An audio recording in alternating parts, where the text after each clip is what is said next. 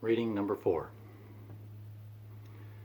The piano prelude played by Christine was a wonderful arrangement of It Is Well With My Soul. It Is Well was written by Horatio Spafford, a well-to-do lawyer and real estate owner in Chicago. He was described as a man of unusual intelligence and refinement, deeply spiritual, and a devoted student of the scriptures. The death of his 4-year-old son from scarlet fever was the beginning of a series of personal tragedies. Soon after, he lost a fortune in the Great Chicago Fire. For the next 2 years, he worked tirelessly helping the 100,000 people left homeless by the fire. Wanting a break for his family and looking for some spiritual revitalizing, Spafford decided to meet up with some evangelical leaders in Great Britain. Ready to set sail from New York, he had an urgent business issue arise. So he helped his wife and 4 daughters board ship and promised to meet up with them in a few days. Midway through the trip, the ship collided with another ship. 226 people died, and 47 were rescued and made it to Wales. Horatio received a wire from his wife, simply saying, "Saved alone." He boarded the next available ship and set off to be with her. Partway through the journey, the captain pulled him aside and pointed out that they were passing over the area where the 2 ships collided. Returning to his cabin, he wrote, "When sorrows like sea billows roll," and went on to write this beautiful hymn.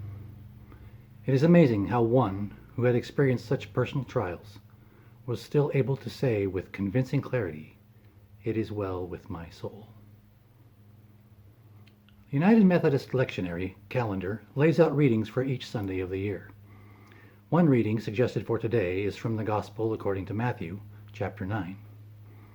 In verse 36 it says, "Jesus saw the crowds of people and had compassion, for they were harassed and helpless, like sheep without a shepherd." Harassed and helpless. It would be easy to dwell on these 2 words, given what's happening in our society. But let's focus on the opening phrase. Jesus saw the crowd. He was there. In seeing them and having compassion, he was accessible and approachable. We need to see the people, be engaged, not judging or categorizing, but seeing them as people, all worthy of compassion and care. I'm great at planning every word I want to say to someone, to convince or correct them. But I, really should engage with no preconceptions. Just see the person. Let's turn to our time of prayer. We thank God for all the blessings in our life, even those that do seem like they're not blessings. But once we truly see, we are blessed. We pray for the healing of our members, friends, and families dealing with illness in all forms. We pray for the healing of our